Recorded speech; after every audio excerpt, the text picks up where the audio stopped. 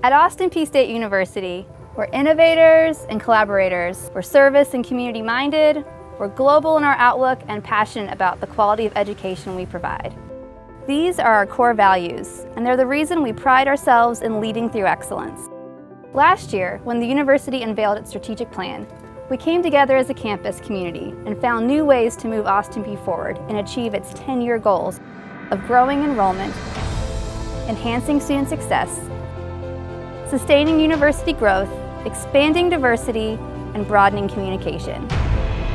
How do we achieve so much in such a short period of time? It's because of your collaborative approaches to attracting more students. Admissions has a lot of different things going on. We're busier than ever. Now we have orientation, so we've had more row days than we've ever had in the history of the university. We have our 250R scholarship, so we're reaching out to students that are out of state, and we're seeing more students come on tours in our AP day. So the interest is really there in Austin Peay right now. It's because of your innovative ideas regarding student success. So Dr. Gardner is with the Foundations of Excellence, and he is focused on improving first-year experiences for our students. At Austin Peay State University, you know that we are committed to onboarding our students and retaining our students. So we'll find out a lot more about his recommendations in early fall. It's because of your community-minded focus on sustaining university growth. I think the compensation plan is really, it's been a big deal to help already, and it's going to be a big deal in the future to bring the university together. Adults want to be successful, and they want to be compensated fairly for working hard. And I think when we accomplish those things, we're helping our staff and our faculty make a bigger impact on our students, so our students can in turn graduate and go make an impact on the world. It's because of your focus on diversity and international recruitment. So in terms of minority student recruitment and enrollment, that number has increased to 34% this past year. And that is also a credit to our admission staff, our registrar, and also to the staff in general, because they've been so inclusive in nature and promoting diversity here on this campus. And it's because of your expectation that we properly communicate Austin Peay's high-quality instruction.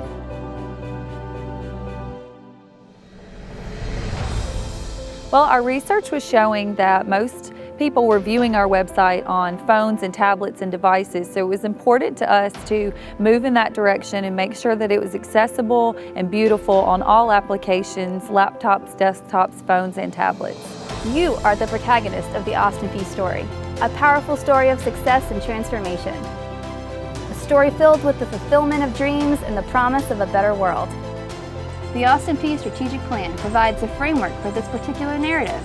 This academic year, be inspired by what you've accomplished, and let's work together to achieve the goals you set as we continue to write the future of Austin Peay State University.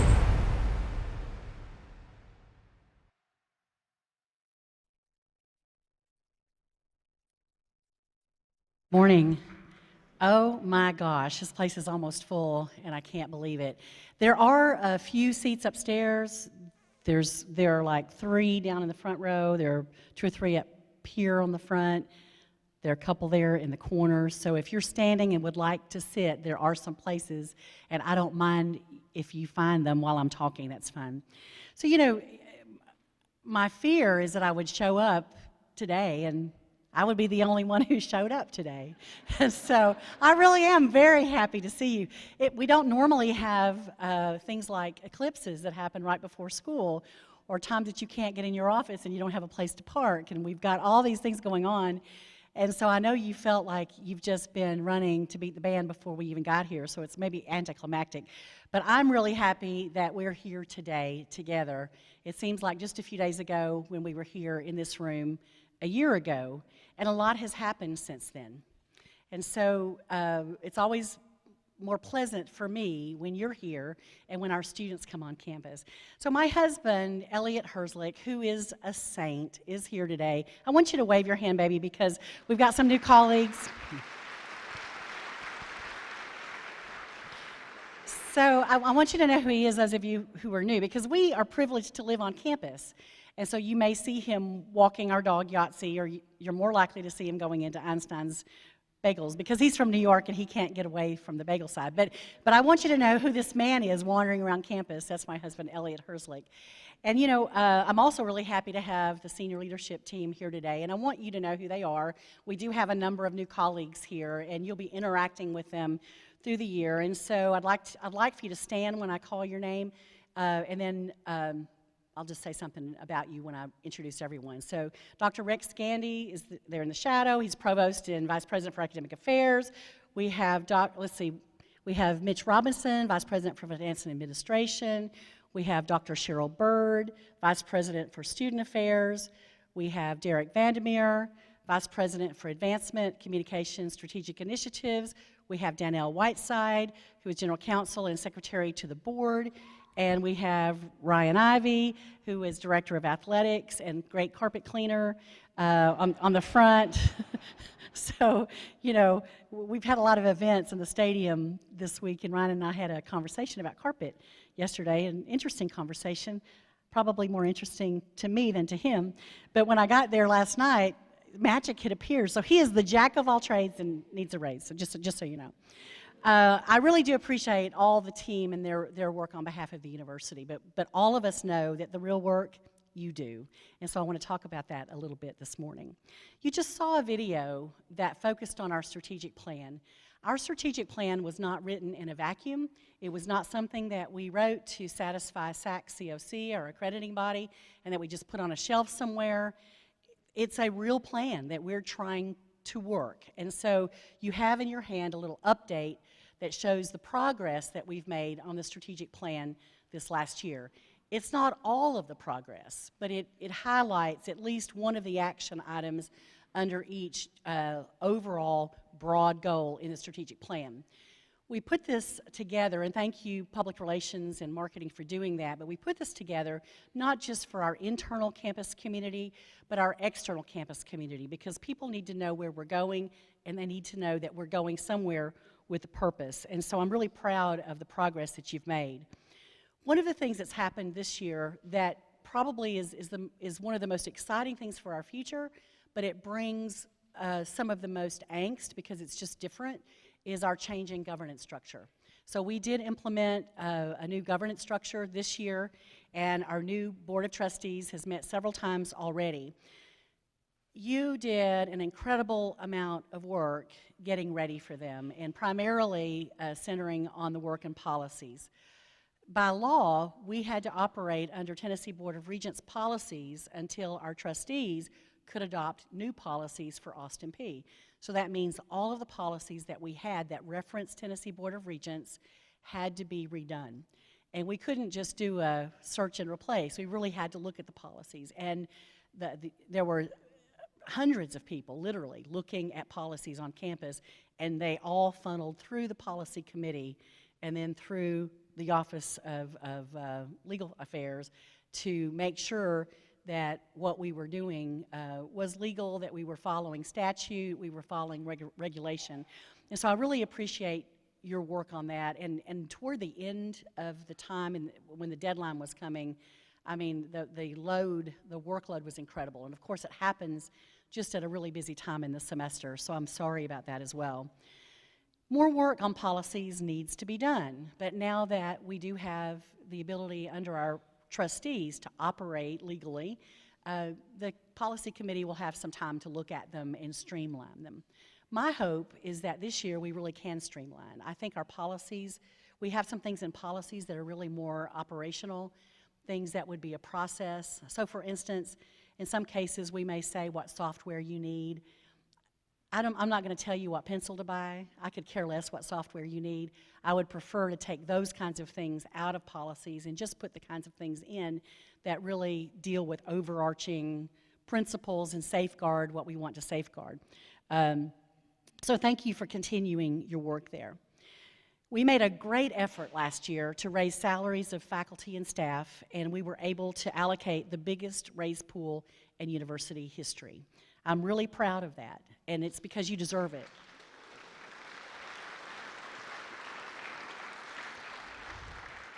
And so in a few minutes, I'll tell you what we're going to be able to do this year. I was so excited to see you, and Elliot said, somebody told me they just came to find out what the raise would be. Well, I hope it's Christmas, so we'll see. But you know, what we did last year was intentional, because what I heard even before I moved here was how low the salaries were generally. It doesn't mean every salary is low. We have some at market median, and we have some even above. But overall, the salaries were pretty low. And I've told a lot of you this before, but when I was a candidate, a finalist for the position here, Congressman Phil Rowe called me, and I'll never forget it because he called me on the day of my grandson's birthday. Aiden turned 6 this year, and he was 3, and I was at his birthday party in Austin, Texas, and Congressman Rowe called me and he said, I want to know what you think about the military and what your experience has been. I want to know what you think about athletics and what your experience has been, and do you know that Austin Peay faculty and staff make way too little money, among the worst in the state? And I said, yes, yes, and yes. I gave better answers than that, or I wouldn't be here, I think. But it was really well known that you needed that, and I've heard that from people from day one on this campus. But frankly, the raises came at a great cost. And so I have spent a lot of time last year going from department to department to find out what you thought about some things. And what I discovered is what I already knew, but you were exhausted and worn out because we took all of the money, almost all of the money that we got from appropriation from the state and from an increase in enrollment the year before. We put almost all of that in raises, which means you had to do a whole lot without any additional help. And so thank you for doing that. I think it was a payoff that made a lot of sense. But I also realized that you need to have more input on what we do going forward in that area. So what we're going to do this year is to have a conversation in the fall, campus-wide, and invite you to give input and talk about what approach we should have next year regarding raises. Now, I'm a math person, and so, you know, in my mind, frankly, we just barrel through and we just do one more year and kind of clean this up and we're almost done. But frankly, I'm not the one who's impacted like my work kind of stays the same regardless. So I shouldn't be putting that on you. So what we're going to do is try to answer the question of whether or not we should barrel through another year next year with raises similar to this year if things go well. And frankly, I think they will. We won't know until we know what tuition projections are. We won't know until we know what enrollment projections are. We won't know until we know what state appropriations are. But things are going well, and so I think we'll have another good year. Should we barrel through, or should we slow down a little and spread out those raises going forward, beginning next year, and hire more people to help you do the work? Because I can see being at your funeral, and you're right there, and I go, but I gave her a raise, right?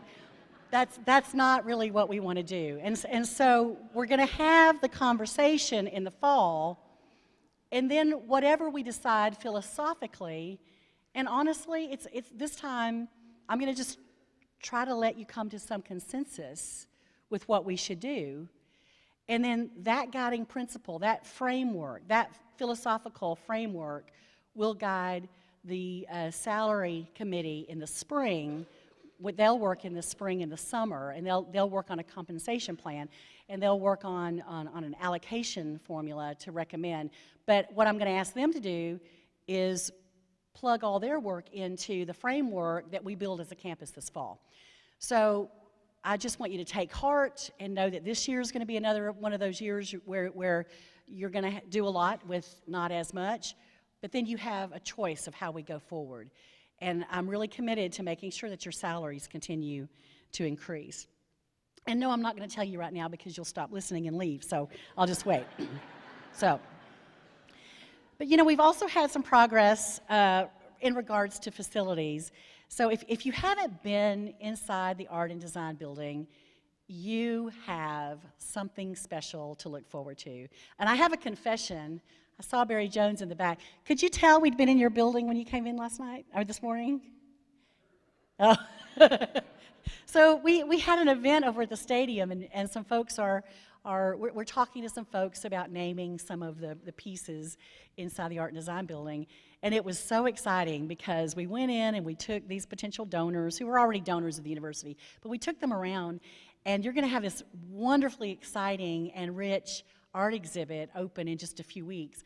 Well, this visiting artist was there working, and we got it. I mean, he gave our donors this impromptu art exhibition, and it was absolutely phenomenal. But they were so blown away by the building. I really do believe it's one of the best programmed art buildings I've ever seen. And I was an arts and sciences dean, so I've been in that for a long time. And I just want to say thank you to Barry and the arts and design faculty and to Dixie for programming something that really will serve our students. It really sets us apart. So you're going to be excited about that.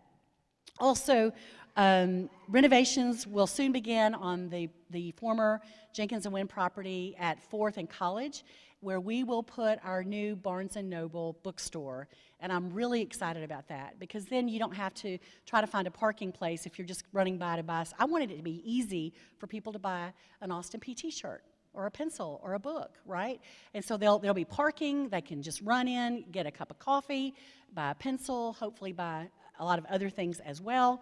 But I think that's going to, that's a preview. That's a preview. But this is a way to also bridge us to downtown, so I'm excited about that. In addition, renovations are underway on the training room in what was the Honda building.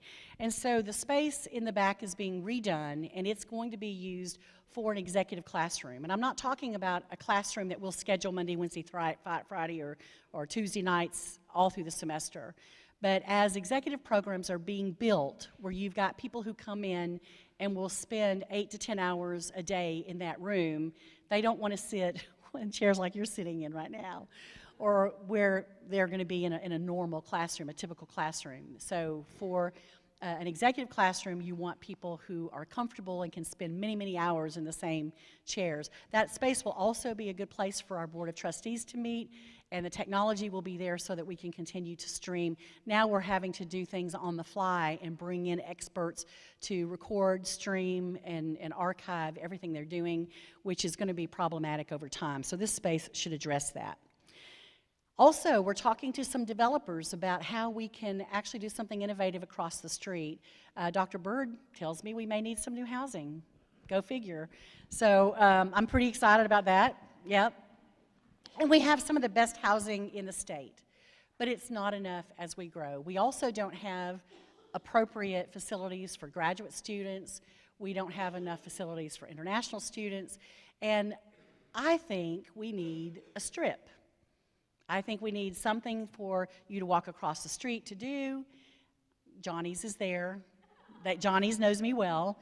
So that if you have the new faculty and staff, if you haven't been to Johnny's, go to the Arts and Design Building first, and then go across the street and get a bun and cream, but only get one, because your cholesterol will go too high after. Just get one, and then in 5 years, go get another one. I've had my one, and in 2 more years, I'll be back. But we need more options across the street, and so we're talking to developers, and we've been talking to developers, but we're going slowly because we have to look at our total debt, and we didn't get state funds to buy that car dealership property, and so we're debt servicing that, and we put in a pretty significant match into the Arts and Design Building. And so it's really important that we manage our debt going forward, and so we're not going to do anything that would put the university at risk. And we are also talking to some folks who might be interested in a public-private partnership to help us build some retail.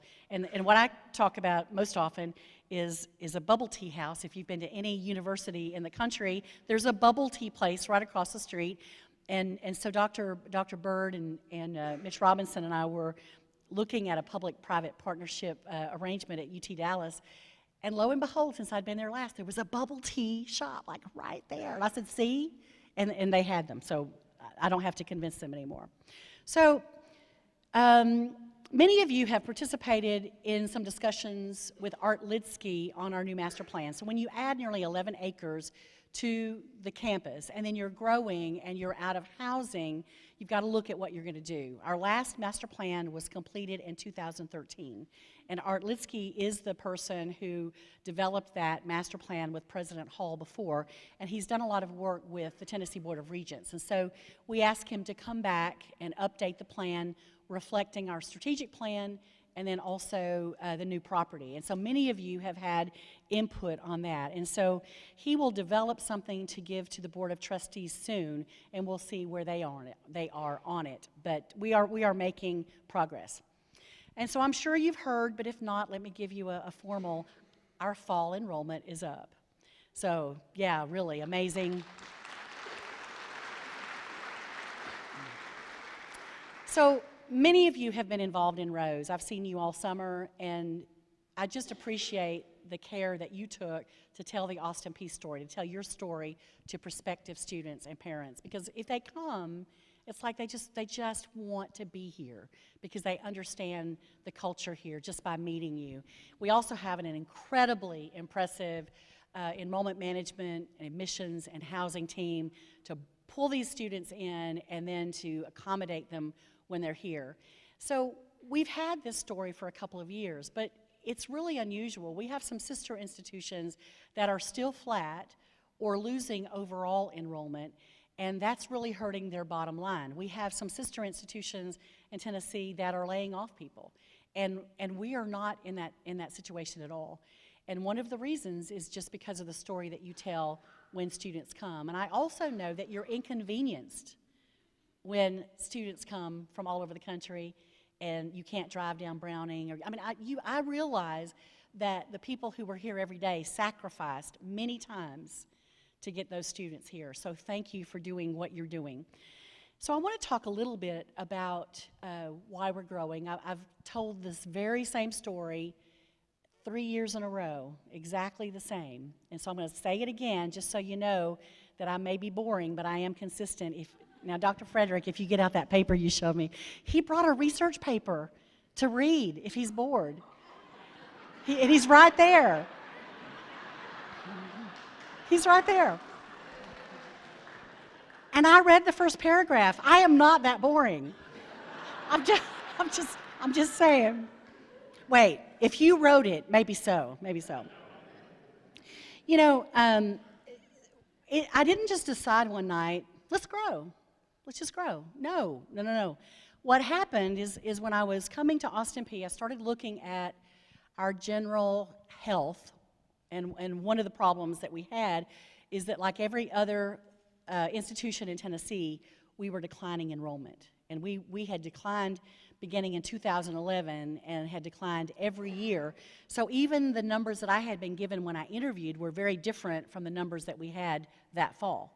And so it was a challenge at the time. I also realized that we had people who were missing, people that I thought should be here.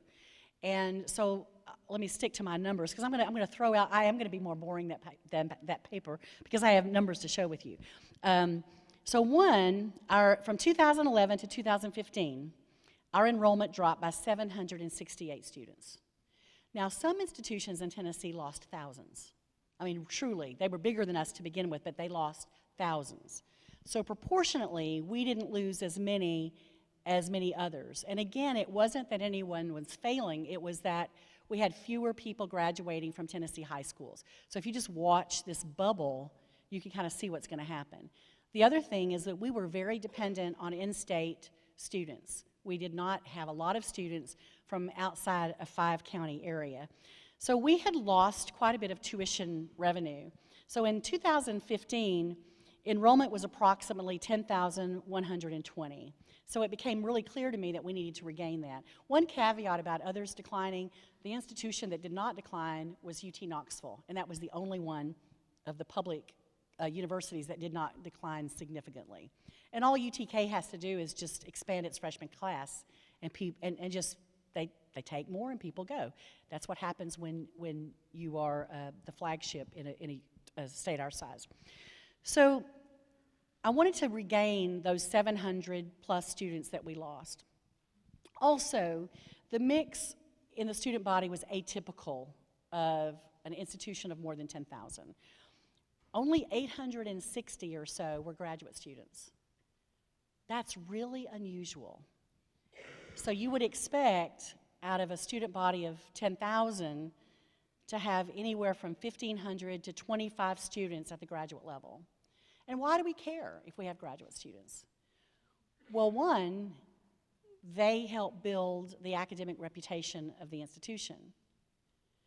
Two, students study with you and they'd like to stay in the area, and if we don't offer any graduate programs, they leave, and their loyalty leaves with them. Three, if you don't have graduate students, it's more challenging for you if you are in some disciplines to do your research. And it's also very challenging to support graduate students if you're not doing research. So that's a topic for another time. But we were in a place where we were unusually low in graduate students. Our international student population was only 47 out of 10,000. That's not a typo. I looked it up again, but it's indelibly etched in my brain. How could we not have more than 47 students? The institution in Tennessee that had the next fewest was UT Martin, and they had 300. So and I'm not faulting the university. I think what it was is we were growing so fast that just no attention was paid to, and frankly couldn't be paid, to various sectors. But we need international students. We have a lot of students who come here who've never been anywhere, and they really can't travel. How do they know about the world? How do they learn about people who are different from them? And so it's very important that we have those rich study abroad experiences, but it's also really important that we bring international students here and that we expose our student body to a real global society. And so we should have, based on 10,000 students, anywhere from 600 to 1,000. So if you take the students that we'd lost from 2011 and you add the appropriate number somewhere in that mix for grad students and international, we're at 13,000 students. That's where the number 13,000 came. So it really was just normalizing our population. And then because I recognized that we were so cool, it was you, but now it's us. So I recognize that when you have things going, people want to join. So this idea from 13 to 15,000 is just because people are going to hear about us, they're going to know what you're doing, they're going to be excited about programs, and we're going to grow incrementally. But it wasn't, let's rush to 15,000. It's really normalize our population and then just have normal expected growth to about 15,000. So that's the plan, and that's in the strategic plan. But what happened has really been surprising. So obviously, I'm not a soothsayer because I never expected what really happened. We've had a slower start in increasing the number of graduate students, and that's been because of a lot of turnover, for one. We've also had a very slow start in recruiting international students, and much slower than I expected. Again, because we didn't have a lot of expertise in international student recruitment on campus, and our first searches failed. If you're going to be a one-man band, you can't come in not having a lot of experience. No one can train you. So we were not able to hire like we thought we could hire at the beginning. So the real gains have been in freshmen. Now actually that was stunning because that wasn't what we were seeing across Tennessee. And it's great because if our retention numbers are good, we'll have those students as sophomores and juniors and seniors. Hopefully not for 6 years, but for 4, that would be ideal. But you know, the not so good news is that we had a lot of strain and stress. And primarily that strain and stress was on the faculty because I directed enrollment management to do whatever they could to make sure that when we were declining in enrollment, we didn't dip below 10,000. I felt like there was a psychological floor that we didn't want to dip below. And if I had to do it over again, frankly, I think I would make the same decision. But at the time I made it, I did not realize the cost that it would create and that you would have to pay when you had more conditionally admitted students in your freshman classes. We didn't lower the bar for conditionally admitted students, but we took more of them. And so what happened exactly, let's see, we enrolled 62 more conditionally admitted students than in fall of 2011, which was our highest. But it actually was just a little over 100 students from the year before. So we had enrolled a lot of conditionally admitted students in 2011, and then we enrolled fewer of them, and then we went back up again. Happily, this year we've enrolled 113 fewer conditionally admitted students as of 2 days ago. I haven't seen numbers today or yesterday. But we should be back to where we were normally. And so we will have far fewer conditionally admitted students than we've had in the past. So things should be back to normal. Also, I'm really excited to tell you that we will have a little more than a 3% uptick in retention this year. And so our retention numbers are back up. And our graduation rate is continuing to climb. It's up more than 4% since 2011 and 12. So that's pretty significant. You know, we're also adding some diversity programming this year that I think will make us a stronger community. I've really thought about how to have this conversation. But I'm going to preface my remarks by saying this should not be our only conversation. We have a lot of work to do. And it's work that I thought we didn't have to do because I didn't realize we still needed it. And I'm stunned to find how much we need it. This is a university. We are thought leaders. We have students coming from a variety of backgrounds with a variety of experiences who will rely on you to help steer a very steady course, to have very difficult conversations about what's going on in the world. And so I need you to help and be that anchor for students as they think about things and the uncertainties that they're going to be facing. We're all facing them. So David Davenport, our Chief Diversity Officer, told me that many of our employees have signed up for the voluntary diversity training and certification offered by Workplace Answers, and that speaks well of our community. I'm happy about it. We identified diversity as a core value of the campus, and it's an important goal in our strategic plan. But it will take commitment, education, and real intention to achieve what we want. So you saw in the video that we recruited more minority students last year. So why do we care about that? We care because it's about equity and it's about access. We're trying to enroll students who historically were enrolled at far fewer numbers because they didn't have a chance. They didn't have a choice. They didn't have an opportunity. And it's really important that we do that. But we can't just check the box and say they're here. We have to help shepherd these students through in a very safe environment. We've got to broaden access, but we need to help them complete their degrees and to study and learn in a safe environment. I'm also thrilled to tell you that when I was looking at the numbers a couple of weeks ago, I look at numbers all the time, and I'm thrilled. Do you know we have 0 achievement gap in retention among African American students in our general population? That is unheard of in the state. In fact, our THEC director was talking about it the other day. And he said, "What are you doing?" I said, "I'm not doing anything," but I did give Marcella some credit along with the faculty and staff who mentor that population. But you know what population we're not doing well with? We're not doing well with Hispanics. There is a significant achievement gap because Hispanic students don't stay. And there is a cultural difference.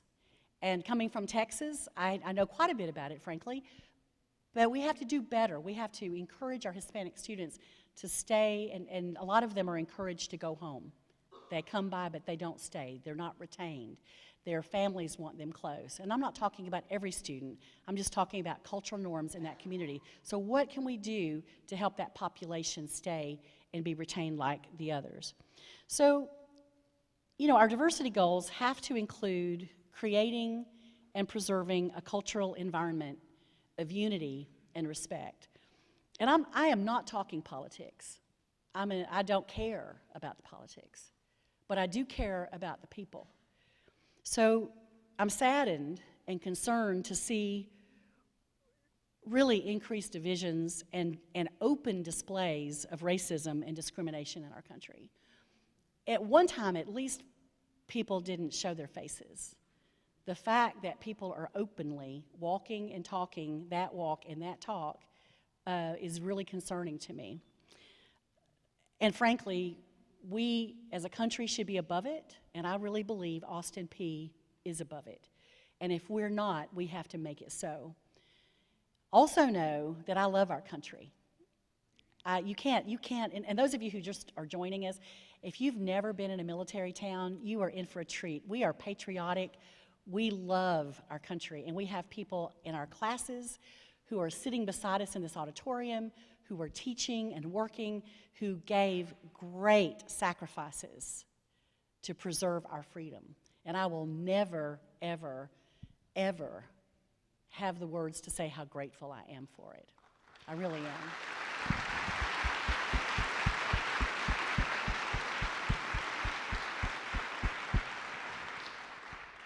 But we know that those who sacrificed to give us a better country.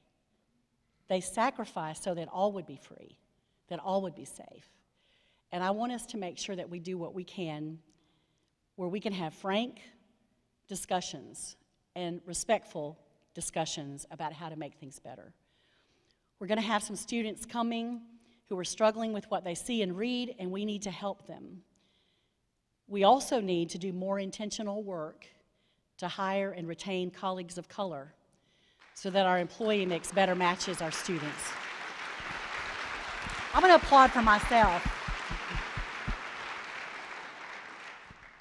And I'm just going to be frank with you. I didn't always understand that. I just thought, well, everybody has an opportunity. But you know I'm old. I've been in higher ed now a long time. I'm not telling, but a really long time. But I see students here who don't have a lot of people they feel they can talk to. And so I'll leave that there. Kudos to the PIs who kicked the research in gear last year. What an amazing achievement on your part. Levels of external funding are back up to previous levels. That's huge because we had gone down almost half. I appreciate your efforts to get grants to support faculty research, to support graduate students, and to raise the academic profile of the institution. Research and creative scholarship don't have to be sponsored to be worthwhile. Remember, I'm in advertising, nobody pays except a plat, so I get that. But external funding really makes a big difference in a lot of disciplines, and in some, it really is required. So you're going to see a greater emphasis across the state, not just here, but at all 9 institutions, on increasing the research profile. And some of that is to move Tennessee ahead in its reputation for academics across the country. I sent an announcement recently that Dr. Jaime Taylor would serve this year as a presidential fellow. I'm very happy to have him working with me. We don't have a formal presidential fellowship program, but I asked Dr. Taylor to work with me this year to address what I think are very high-stakes state appropriations formula funding issues that will have the potential to really help us or hurt us for the next several years.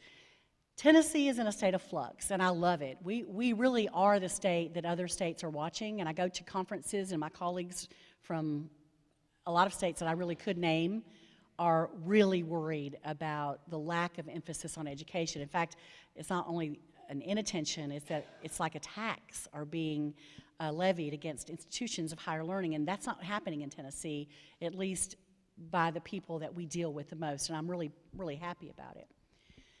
But as we talk about student success and workforce training and development, I really am concerned that the universities may lose some of what we've had in the past on the formula funding. I think we have to be cognizant that more attention may be given to the community colleges and more attention given to the technical colleges. And what I asked Dr. Taylor to do, I just remembered that when I first came and he was interim provost, he would bring me his computer all the time and show me spreadsheet after spreadsheet about the formula and say, if we do this, it's going to have this effect. If we do this, it's going to have this effect. We also have Dr. Chad Brooks, who's been on the statewide formula funding committee for a couple of years, and that helps too. But what I want Dr. Taylor to do this year is essentially sit in his office with the door closed. Please don't bother him. And I want him down like this, running calculations, so that when I go, because I'm on the committee as well, every time they bring up an idea, I'll know exactly what impact that idea has on Austin Peay. And so if you see him with a lot of eye strain, buy him a cup of coffee, but leave him alone. I have work for him to do.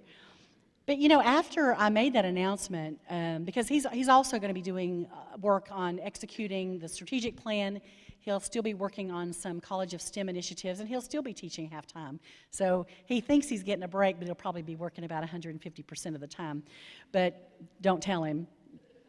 You know, I was asked about it afterward, and I thought there may be some others who are interested in this kind of program going forward. So while we don't have a structured program, I want to have some conversations with campus this coming year about whether or not we should, because we may put in a presidential fellowship program so that maybe somebody each year could work with me on something that we think is an opportunity or a threat, or it might be that we just have an executive fellow. Maybe somebody wants to work with Dr. Bird and interested in more work with student affairs. You know, so we're just going to have the conversation about, is there more we can do in professional development to help you achieve what you want to do? So this year, Dr. Taylor is going to be doing very specific work for me, but if it's a good idea, it might be something that we could do going forward and make it more really systemic, where we would also have applications and that kind of thing. So we made a lot of progress last year in a number of areas, but we also experienced some challenges. And I'm really disappointed to tell you, if you didn't already know, that we did not make it onto the Chronicle of Higher Education's Great College to Work For list. And it doesn't mean that we're not a good place to work for, I think it does. I think we are. But it does show we didn't score as highly as we have in the past. And it showed that other schools, universities, scored better than we did. And I was disappointed. But I don't take the results lightly. I looked at the situation, and frankly, I wasn't totally surprised, because change is hard, and change is uncomfortable, and change takes a lot of work and a lot of communication that we didn't do as well as we should have. And there are some external threats that I think people are worried about, but I still don't like it. You know, I always want us to be the star, and I want everybody to be happy, and I want all our children to be gorgeous and above average, and really, you know, I want to live in Lake Wobegon. And so it was hard to see that. Your satisfaction and well-being matter. They matter to me, and I will work with you to do everything possible to promote an environment in which our community members are heard. It doesn't mean that we're always going to agree. It also doesn't mean we can backtrack. If we stay the same, we lose. We will not be allowed, even if we wanted to just put a stake in the ground on our utopia, we couldn't, because external forces are requiring us also to change. I would rather us frame and own the change rather than somebody doing it to us. So keep that in mind. But one of the things that I heard most frequently is a disappointment with campus communication. And so we have to improve that. And it doesn't mean that we're all going to agree. You know, there are multiple points of view on almost every issue on campus. And so one of you will tell me one thing, and then I go to the next meeting and I hear something else, and I go somewhere else, I hear something else. But that's what a university is. There are a lot of people who have very strong opinions in this room, and frankly, together, those strong opinions can help us come to some course that I think is going to be positive for the university, even if it's painful in some cases. But I need to hear from you on how to improve communication vertically. That means from you up and from us down. It also means that we've got to get better at communicating horizontally, because I think in some cases we have areas of silos, and we really need the benefit of hearing everyone's opinion. So I'll continue to hold campus-wide coffee and conversation meetings several times a year, and I'll continue to schedule meetings with every college. And in an effort to improve information sharing, we're adding the academic deans to the cabinet, because I am realizing, since the deans have not met with the vice presidents and the directors, they may not be hearing the same things. So we're going to try to get more people in the room at the same time. It's a little bit like playing gossip if you don't. I hear things I said, I'm thinking, I did not say that. I did not say that. And then in some cases, I think, yeah, I said it. But I'll tell you if I did. I will tell you. I will own it. But I want to make sure that I get credit and blame for the things I said, not the things that somebody else decided to say I said. I've asked every member of the senior leadership team to develop a plan to increase and improve communication within and across their units of oversight. And I'm working on a plan for myself in my own office. But I need to hear from you. If you have ideas, please send them to one of the VPs or me, and we'll make sure they're given careful consideration. And if you don't want to send it to me or one of the VPs, send it to Carol Clark. She never says a word. Carol will go, there are so many secrets. I told somebody one time, I could give her a dead body today. It would be gone tomorrow. No, but, I mean, really?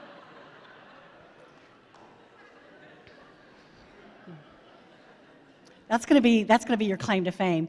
But the thing about Carol is she is so loyal to the institution. If you gave her something and said, don't tell me, she would not. She would not. So I'm just saying, get us the information you want us to have. So I'm winding down here. I think the other thing that hurt us on the great colleges to work for list, and it's not about the list. The list is not the important thing. The important thing is how you feel about being here. But we had a lot of threats on outsourcing this last year. And it's a challenge. We have some of the best colleagues in the country who are Austin Peay employees and work here every day. And we have some contracts where people do phenomenal work. Our bookstore is contracted, our food service is contracted, our custodial service is contracted, and has been. We recently changed vendors to provide custodial services. We have not contracted with vendors for physical plant work or grounds and landscaping. And frankly, we really do have the best I've ever seen. We really do. Yeah.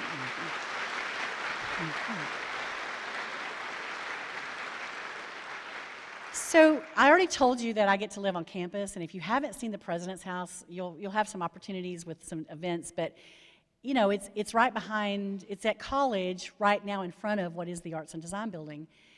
And so I get the benefit of seeing just about everything that's going on campus most of the time, including listening to the garbage trucks at 4:30 in the morning and the band practicing at 9:30 at night. But that's kind of different here. But I love living on campus. And our house was built in 1878, and it's on the Historic Register. It takes a village to keep that thing going, and it's state property. Our folks are craftsmen. They are craftsmen. And you can't just hire that on a contract and have people have the love that they have for Archwood and they have for where our students are living. And how many of you participated in Plant the Campus Red this year? A lot of hands, more in the back and up in the front, but no, nobody in the front, nobody in the top. Well, there's one. So our whole campus comes out at one time and plants thousands of plants in one day. We have a different culture. So I'm really happy with the services that we get. But if you are working in a department and you keep hearing other people say, you're gonna lose your job, you're gonna be outsourced, you won't be an Austin Peay employee, what does that do to your satisfaction? I mean, what does it do to your sleep at night? And so I think some of the challenges we have is as colleagues to be very reassuring to our colleagues and say, we appreciate the work you do and we're going to continue to support you. And so you may have heard, this is just a little bit more on that. I just want to say thank you for some people, and then I'm getting to compensation. You may have heard that there was an eclipse recently. Did anybody hear that? Yeah. It was amazing. The eclipse itself was amazing, but we had events Sunday and Monday, and many of you in this room participated. We had people on campus from Sri Lanka, France, Canada, California, Washington State, Florida, New York, New Jersey, Wisconsin. I did have a whole list. I'll stop there. But I mean, we had people who had never been here. And I've already had emails from many, not all of them, but many of them who said, we can't believe how well we were treated. We can't believe how friendly your people are. We can't believe how well organized. We loved the science experiments. Our kids got to experience something they'd never gotten to experience. I mean, talk about promoting Austin Peay. You did an amazing job. And so I want to say thank you to everyone who helped. And when I say this, it's not going to be everyone because I'm going to miss somebody. But College of STEM folks, oh my gosh, Karen Meisch and her team, and amazing work in the College of Science. Absolutely. Absolutely. And then physical plant, grounds, advancement, public safety, police, athletics, public relations and marketing, alumni, housing. They housed people from off campus and then had to turn around in 3 minutes and get everybody out, clean, ready for the new people coming in. Talk about a bad time for the eclipse, but they didn't ask us. So, I mean, but they really put a burden on those people. Chartwells did a phenomenal job. Many, many volunteers from outside those departments, the business office. So truly a huge investment of time. I was so thrilled with what happened at the farm and Environmental Education Center too. NASA was there broadcasting into the New York Times Square. So I'm over at the stadium and I get a text from my former president who said, I'm watching Austin Peay on the NASA station. I get an email from my brother-in-law who's lived in Europe for 40 years. Elliot's brother lives in France. I get an email, I'm watching Austin Peay on TV. Is that not cool? And of course I said, do I look skinny, right? I just think that's amazing. So thank you. And actually it wasn't, there was a lot of work Sunday, Monday, but the work has gone on for years. This was just the culmination of weeks and months and years of work. So I briefly mentioned our efforts to raise salaries early, in a tease kind of thing. You know, I'm in advertising, right? You kind of string, you know. So I'm happy to report that we will be able to give a 2% performance raise or a minimum of $1,000 to everyone who had an acceptable evaluation and was working full-time July 1. We'll use whichever calculation is higher. In addition, as last year, funds will be allocated to those who were under their median market point as defined in the compensation plan, with the goal of closing more of the gap and addressing more compression and inversion issues. With the 2% performance raise, market adjustments, compression and inversion corrections, faculty promotions, educational attainment increases, and the benefits associated with all, we are again budgeting well more than $3.3 million additional dollars. Again, one of the largest salary adjustment pools in the history of the university.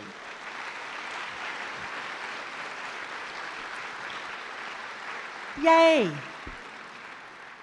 You know, it's really equivalent or a little bit more than we had last year. Now, if you look at the percentage, it's not quite as high, but that's because we raised the base. So, you know, it's that math thing again. Every time you raise the base, the percentage is going to be less. But we are scraping pennies off the sidewalk to put them into your hands, and I really appreciate what you're doing. So the adjustments will be reflected October 31 and will be retroactive to July 1 for staff and August 1 for faculty, and that's because the faculty, of course, have an August 1 contract. Human Resources will send letters to you around the 1st of September with details about individual salary increases. So thank you for great work. You make it really a special university, and it continues to be. I hope this year is your best ever, and it's the best for our students. I'll be excited when the students really get back on campus. I appreciate your efforts to keep the students at the foremost of everything you do. That really is why we're here. So, now we're going to eat. Vice President for Finance and Administration, Mitch Robinson, is going to come with some information about our picnic, and I'll see you in a few minutes. Thank you so much.